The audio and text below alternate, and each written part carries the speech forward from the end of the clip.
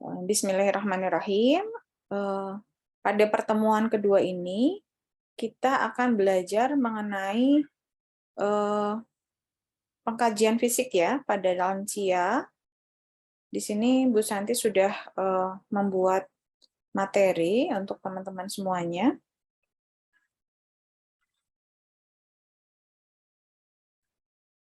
Apakah sudah terlihat, teman-teman? Sudah, Bu. Sudah, Bu. Sebelum dimulai, silakan teman-teman membuat kenyamanan sendiri di tempat belajar teman-teman, begitu ya. Biar nanti pada saat mendapatkan materi juga nyaman, harapannya mudah untuk diterima. Selain itu juga setelah kuliah itu tetap harus membaca, mengulang kembali materi yang sudah didapatkan supaya teorinya itu diulang-ulang dan bisa dipahami. Karena Bu Santi yakin satu kali belajar masih kurang paham, jadi harus beberapa kali mengulang supaya paham. Dan boleh sekali ada diskusi di tengah penjelasan dari Bu Santi. Misalnya nanti ada yang belum paham, langsung interupsi dan memberikan pertanyaan. Silahkan ya. Baik, kita mulai saja. Untuk pengkajian, di sini pengkajian tentang activity daily living atau aktivitas sehari-hari. Ini merupakan kegiatan yang dilakukan oleh lansia ya untuk kebutuhan perawatan diri. Menurut Lukkenot tahun 2000, aktivitas tersebut itu bisa meliputi mandi, berpakaian, berpindah dari tempat tidur atau kursi, berjalan, menggunakan toilet dan makan ya. Seiring terjadinya proses penuaan, maka akan terjadi perubahan ataupun kemunduran dalam activity daily living ya pada lansia. Nah, yang akan kita lakukan pengkajian di sini itu activity daily living atau ADL menurut indeks Bartel. Nah, keenam kegiatan ini didefinisikan sebagai berikut. Yang pertama, pergerakan di tempat tidur, seperti duduk, naik, dari, dan bergerak di tempat tidur. Kedua, transfer dari satu kursi ke kursi lain, mengubah posisi dari duduk untuk berdiri, ke dan dari toilet dan tempat tidur. Kemudian pergerakan seperti berjalan di tingkat, di lereng yang landai dan menuruni tangga, berganti baju, kemudian memakai kaos kaki, stocking atau sepatu, serta pakaian atasan dan bawahan ya. Kemudian personal hygiene seperti mencuci muka, ekstremitas, perineum ya, makan, seperti minum, dan di sini belum termasuk dalam persiapan makanan. Persiapan makanan bisa juga dilaksanakan oleh atau dibantu oleh yang lainnya. Gitu. Kemudian selain ADL, ada indikator lain yang dapat digunakan untuk mengetahui fungsi individu dalam aktivitas sehari-hari, yaitu aktivitas instrumental kehidupan sehari-hari atau IADLS. Nah, di sini lebih agak rumit, karena di sini tentang membina persahabatan dan dukungan mental, ya. Kemudian transportasi dan belanja, menyiapkan makanan, pengelolaan rumah tangga, pengelolaan pengobatan, berkomunikasi dengan orang lain, dan mengelola keuangan. Begitu. Kemudian, faktor yang mempengaruhi ADL atau activity daily living pada lansia, nah ini perlu diperhatikan. Yang pertama itu adalah umur dan status perkembangan, kemudian kesehatan fisiologis, fungsi kognitif, fungsi psikologis, tingkat stres, ritme biologi, dan status mental. Ini menurut Luknot tahun 2000 ya. Nah, kemudian kalau ADL menurut indeks Bartel ya, di sini instrumen pengkajian yang berfungsi mengukur kemandirian fungsional dalam perawatan diri dan mobilitas menggunakan 10 indikator indeks Bartel. Yang pertama adalah feeding, makan, bathing, mandi, grooming, perawatan diri, berpakaian atau dressing, bowel, buang air besar, buang air kecil, bladder, buang air besar, kemudian penggunaan toilet, transfer, berpindah dari tempat tidur ke kursi dan sebaliknya, mobilitas dan naik turun tangga. Nah, 10 hal ini perlu diperhatikan sesuai dengan indeks Bartel. Nah, tujuannya supaya mengkaji ADL dari lansia. Persiapannya alat tulis dan lembar instrumen pengkajian dari Bartel. Ya. Perhatian khusus dalam implementasi tindakan, yang pertama pemeriksaan indeks Bartel, ini digunakan sebagai catatan tentang apa yang dilakukan klien, bukan sebagai catatan tentang apa yang dapat dilakukan klien, gitu ya. Terus kemudian yang kedua, tujuan utama pemeriksaan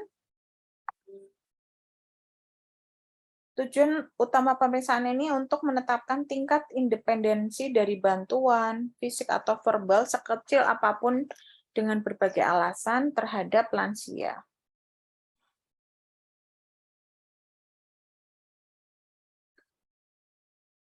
Kemudian kebutuhan dan pengawasan dapat membuat klien menjadi tidak mandiri.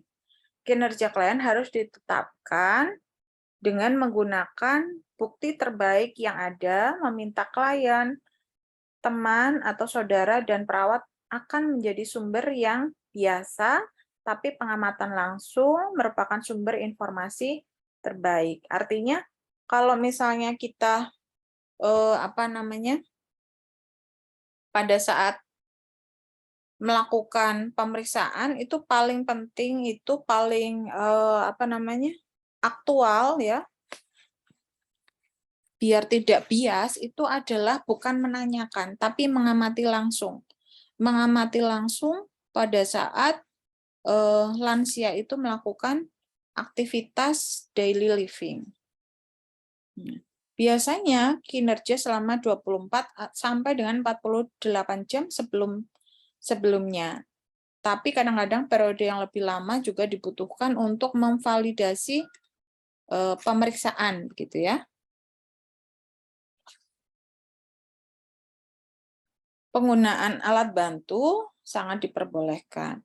Nah, ini lembar pengkajian indeks Bartel yang digunakan pada lansia. Ditulis dulu nama kliennya siapa, ya, usianya, jenis kelamin, dan sumber informasi. Nah, sumber informasinya itu pasien langsung kah atau keluarga pasien misalnya. Yang pertama, kan ada 10 item ya yang diperiksa. Yang pertama makan. Skor 0 bila tidak mampu, 1 bila membutuhkan bantuan, 2 bila mandiri. Kemudian mandi.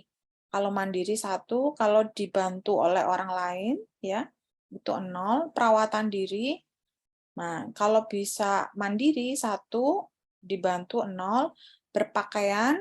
Nah, berpakaian itu 2 mandiri, 1 sebagian dibantu, 0 kalau semuanya dibantu.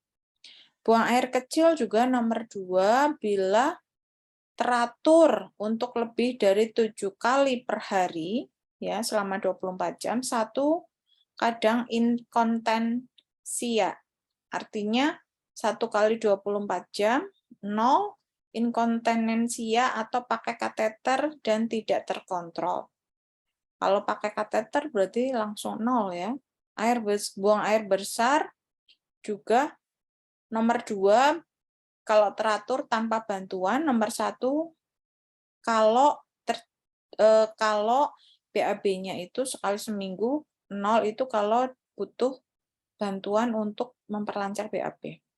Nah, penggunaan toilet nomor 2 mandiri, nomor 1 poin 1 itu kalau butuh bantuan. Sebagian ya, kalau 0 itu sangat tergantung pada orang lain. Transfer transfer kegiatan atau pindah tempat duduk gitu misalnya ya. Kalau mandiri itu 3, bantuan kecil 2, bantuan untuk 2 orang itu 1, tidak mampu sama sekali itu 0. Mobilitas atau berjalan 3 mandiri, 2 dengan bantuan 1 orang, 1 dengan kursi roda, 0 itu kalau sama sekali tidak mampu. Naik turun tangga 2 mandiri, 1 membutuhkan bantuan, 0 tidak mampu. Nah, itu evaluasinya. Nah, dari 10 tadi ya, hasil poin yang sudah dihitung kemudian dijumlah. Ya. Dijumlahkan kalau misalnya skornya 20 berarti mandiri. Kalau skornya 12 sampai 19 ketergantungan ringan, 9 sampai 11 ketergantungan sedang, 5 sampai 8 ketergantungan berat, 0 sampai 4 artinya ketergantungan total. Nah, sampai di sini silakan ada pertanyaan untuk aktivitas daily living berdasarkan indeks Bartel. Silakan kalau ada pertanyaan, teman-teman.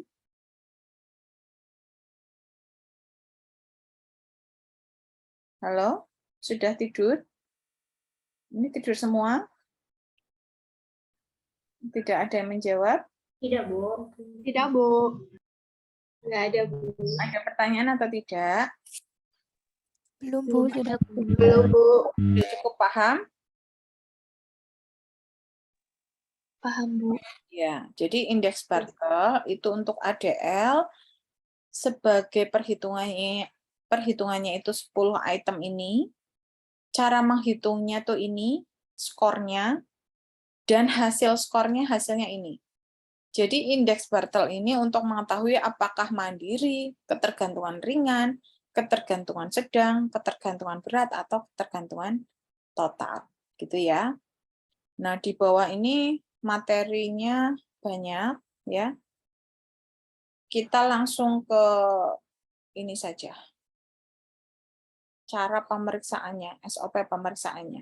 Nanti yang itu bisa dibaca sendiri-sendiri, ada contoh YouTube-nya juga bisa dibuka ya. Nah, yang kedua adalah pengkajian resiko jatuh. Nah, pengkajian resiko jatuh itu ada beberapa macam ya. Ada postural hipotensi, ada juga ini Bu Santi contohkan di atas itu adalah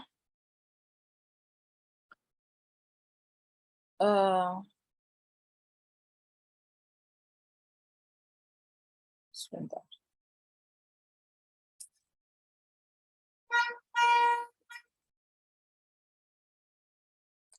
Nah, ada postural hipotensi, ada juga time up go test atau TUGT. Ini juga pemeriksaan peningkatan risiko jatuh. Jadi ada 2 macam, silakan nanti bisa ini atau bisa postural hipotensi. Ya. Nah, ini Bu Santi jelaskan yang postural hipotensi. Dengan melihat ukuran tekanan darah pasien dalam 3 posisi. Yang pertama pada saat tidur, kita cek berapa tensinya, kemudian pada saat duduk, berapa tensinya, dan pada saat berdiri. Nah, bila terdapat penurunan tekanan darah lebih dari 20 mmHg, maka dimungkinkan terjadi resiko jatuh. Gitu ya. Selanjutnya adalah identifikasi tingkat kerusakan intelektual dengan identifikasi SPSMQ, yaitu Short Portable Status Mental Questionnaire. Nah, ajukan pertanyaan 1 sampai 10 pada daftar dan catat semua jawaban. Jadi nanti ditanyakan pertanyaan 1 sampai 10. Yang pertama, tanggal berapa hari ini? Nah, benar nggak jawabnya? Hari ini apa sekarang? Hari apa sekarang ini? Ya, misalnya hari Kamis padahal Jumat. Kemudian yang ketiga, apa nama tempat ini? Lagi di mana ya? Di mana alamat Anda? Kemudian nomor 5, berapa umur Anda? 6, kapan Anda lahir? Minimal itu tahunnya saja. Nomor 7, siapa Presiden Indonesia sekarang? Nomor 8, siapa Presiden Indonesia sebelumnya? Nomor 9, siapa nama ibu? Nomor 10, kurangi 3 dari 20 dan tetap menggunakan 3 dari setiap angka baru, semua secara menurun. Nah, ini suruh menghitung ya. Keterangannya, evaluasinya, bila salah 0 sampai 3 berarti fungsi intelektualnya itu masih bagus atau utuh. Bila salah 4 sampai 5, kerusakan intelektual ringan. Salah 6 sampai 8 berarti kerusakan intelektual sedang. Bila salah 9 sampai dengan 10 berarti kerusakan intelektualnya itu cukup berat. Ada yang mau ditanyakan?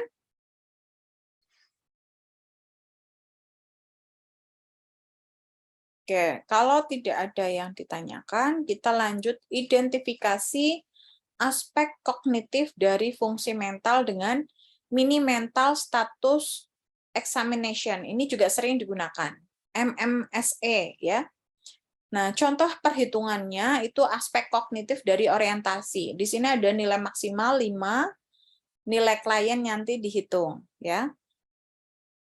Nah, di sini dilihat menyebutkan dengan benar tahun, musim, tanggal, hari, dan bulan.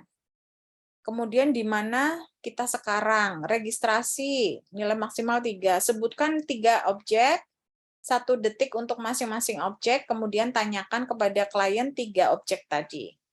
Perhatian dan kalkulasi, nilai maksimal 5. Minta klien untuk memulai angka dari 100, kurangi 7 sampai 5 kali. Ya, jawabannya ini nanti benar atau tidak. Kemudian mengingat nilai maksimalnya 3, meminta klien untuk mengulangi objek pada nomor 2 tadi. Jika benar, 1 poin untuk masing-masing objek. Nah, kalau benar 3 berarti nilainya 3. Yang terakhir adalah bahasa. Tunjukkan pada klien suatu benda dan tanyakan namanya pada klien. Minta klien untuk mengulang kata berikut. Tidak ada, jika, dan atau tetapi. Bila benar, beri nilai 1 poin. Kemudian minta klien untuk mengikuti 3 langkah. Misalnya ambil kertas di tangan, lipat 2, dan taruh di lantai. Nah, hasil dari penilaian poin itu kalau lebih dari 23, artinya aspek kognitif dari fungsi mentalnya itu masih baik. Tapi kalau kurang dari 23 atau sama dengan dari 23, berarti ada kerusakan aspek fungsi mental. Itu ya. Kemudian yang selanjutnya adalah skala depresi ya. Skala depresi yang harus ditanyakan pertama, apakah Anda sebenarnya puas dengan kehidupan Anda? Nah, nanti dijawabnya ya tidak. Nanti dicentang gitu ya. Nomor 2, apakah Anda telah meninggalkan banyak kegiatan dan minat atau kesenangan Anda? Yang ketiga, apakah Anda merasa kehidupan Anda kosong? Yang keempat, apakah Anda sering merasa bosan? Yang kelima, apakah Anda mempunyai semangat yang baik setiap saat? Yang keenam, apakah Anda takut bahwa suatu yang buruk akan terjadi pada Anda? Yang ketujuh, apakah Anda merasa bahagia untuk sebagian besar hidup Anda? 8, apakah Anda sering merasa tidak berdaya?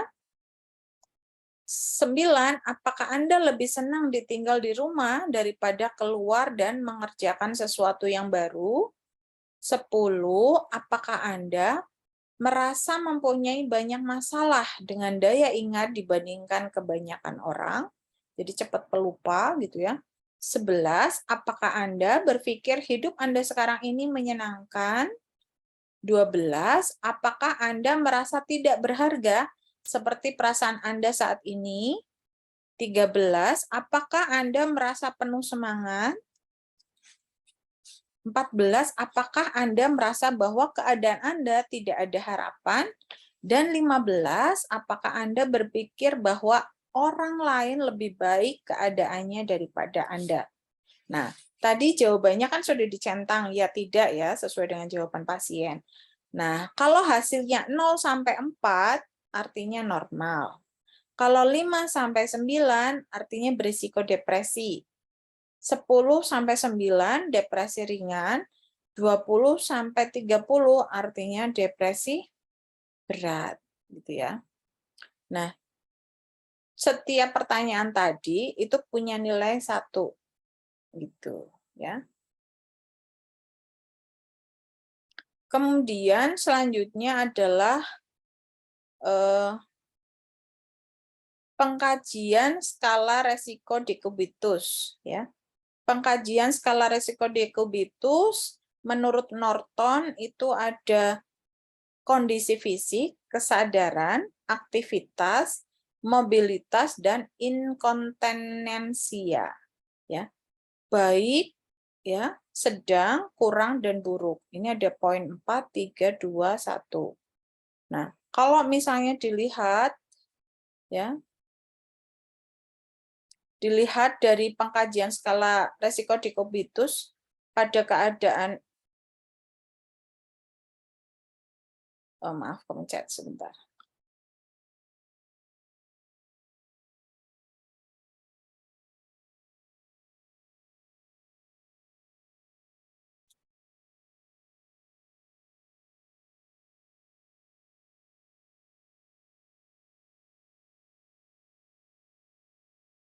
Ya, sudah terlihat lagi? Sudah, Bu. Jadi kalau pengkajian resiko dekubitus itu kan yang dilihat itu dari pengkajian integumen atau pada kulit, begitu ya. Dilihat dari keadaan umur, itu dilihat turgor kulitnya, ada udim atau tidak, atau piting udim. Nah, kalau misalnya nilainya baik, kalau kesadarannya itu komposmentis, aktivitasnya itu mandiri, ya, kemudian mobilitasnya tidak terbatas, dan inkontinensia itu tidak ada. Artinya misalnya BAB, BAK itu rutin setiap hari, ya. Jalan, duduk, tidur itu bisa dilakukan sendiri. Aktivitas mandi, BAB, BAK sendiri ke kamar mandi, ya. Kesadarannya itu bagus seperti kita, bisa diajak ngobrol, bisa diajak diskusi misalnya. Jadi sadar sepenuhnya. Terus kalau yang nilainya 3, itu kalau kesadarannya apatis, aktivitasnya berjalan dengan bantuan, mobilitasnya sedikit terbatas, dan inkontinensianya itu kadang-kadang. Jadi BAB-nya kadang nggak lancar, BAK-nya juga begitu.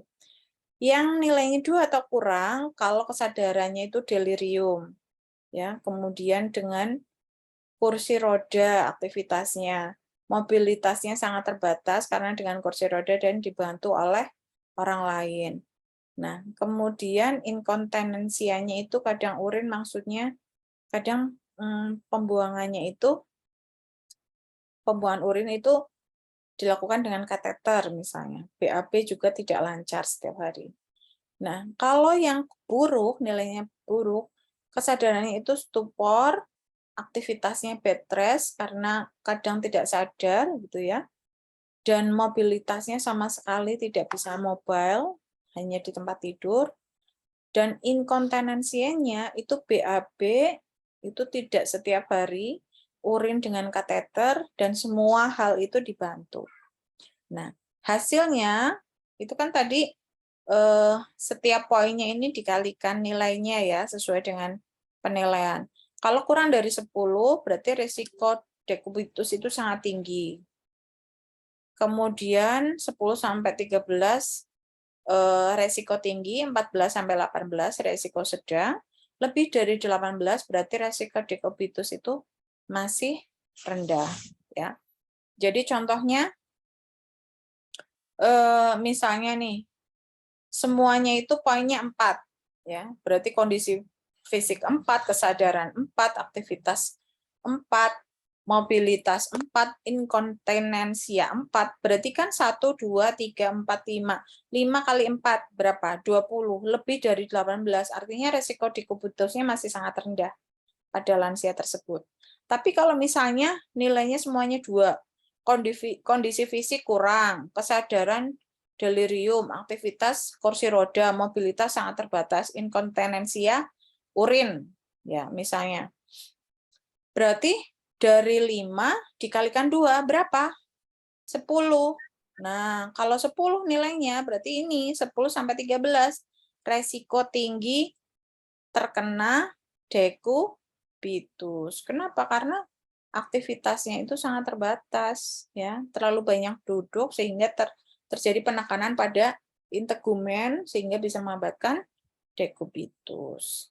Begitu teman-teman untuk materi pertemuan kedua. Silakan kalau ada yang ingin ditanyakan.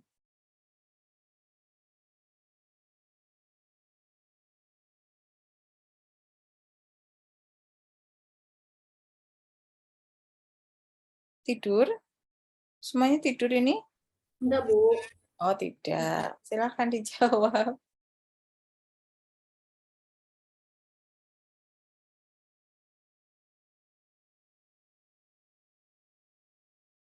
Silakan kalau mau ada pertanyaan.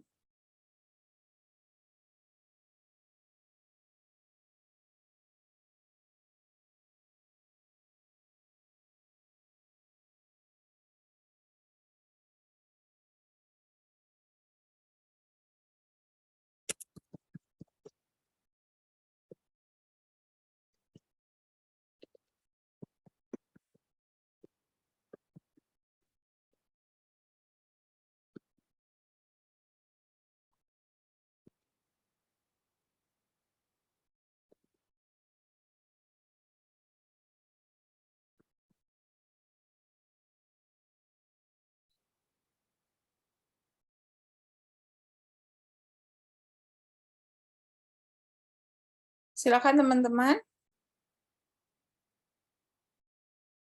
Mungkin belum ada, Ibu. Belum ada, baik. Di apa namanya?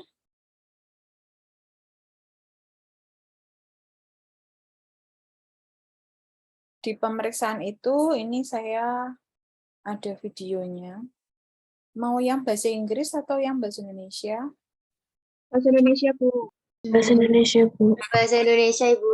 Ya kan pada pintar bahasa Inggris, masa pakai bahasa Indonesia? Mau pakai bahasa Inggris saja?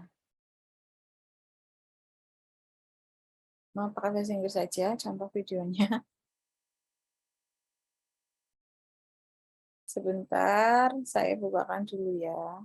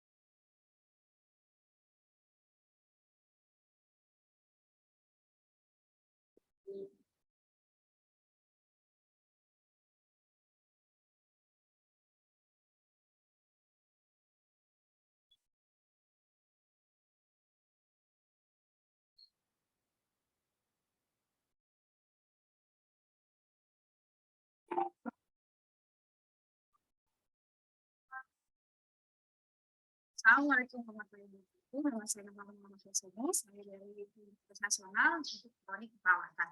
Saya di sini akan melakukan pengkajian dengan standar laptop. Garis bakal merupakan suatu Sudah terlihat, teman-teman? Sudah, Bu. pengkajian yang berfungsi mengukur kemandirian fungsional dalam hal perawatan diri dan mobilitas dengan sistem penilaian yang didasarkan pada kemampuan seseorang untuk melakukan aktivitas kehidupan sehari-hari secara mandiri. Fase orientasi. Perawat menyiapkan data mengenai klien. Fase orientasi.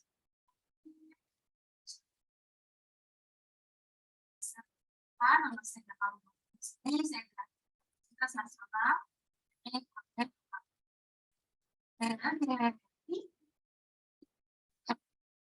saya di sini melakukan penelitian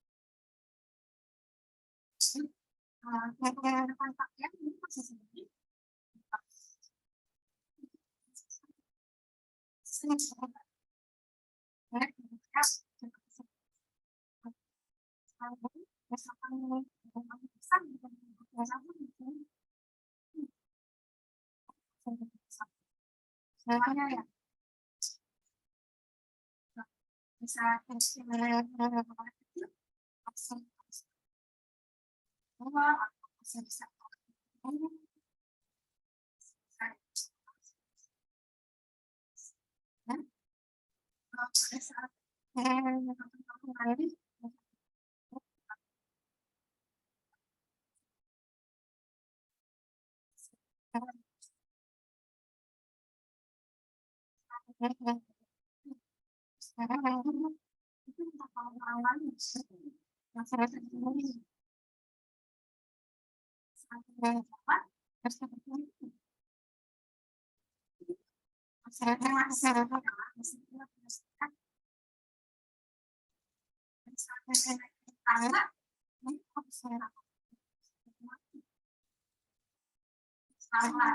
kerja.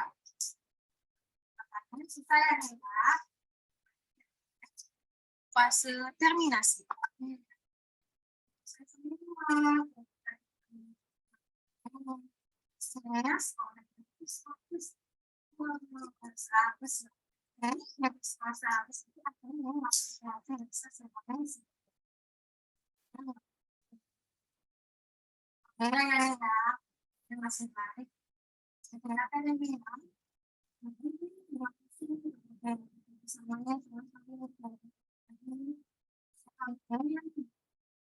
Assalamualaikum.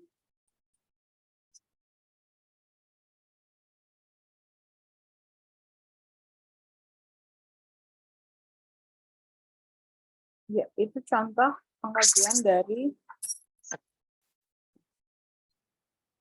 contoh pengkajian dari ADL indeks Bartel.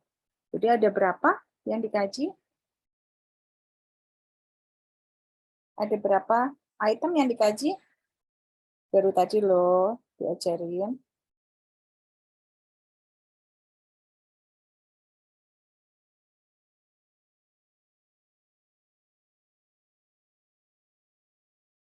Ada 10, Bu.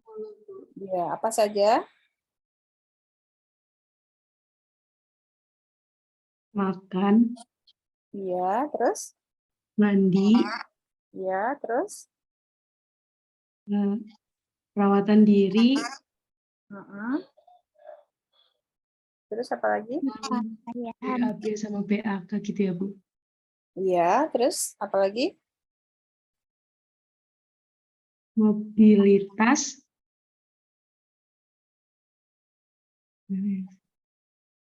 Transfer, Bu.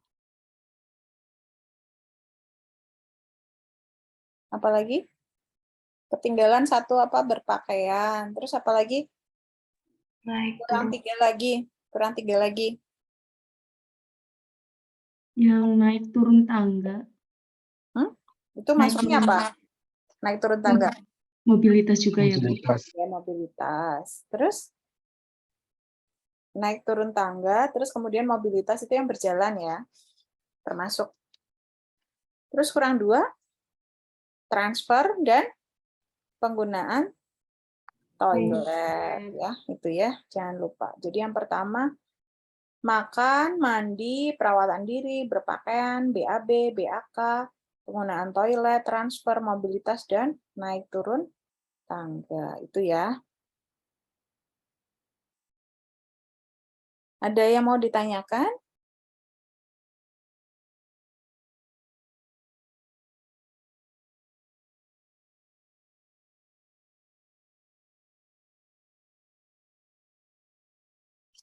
Ada yang mau ditanyakan, teman-teman?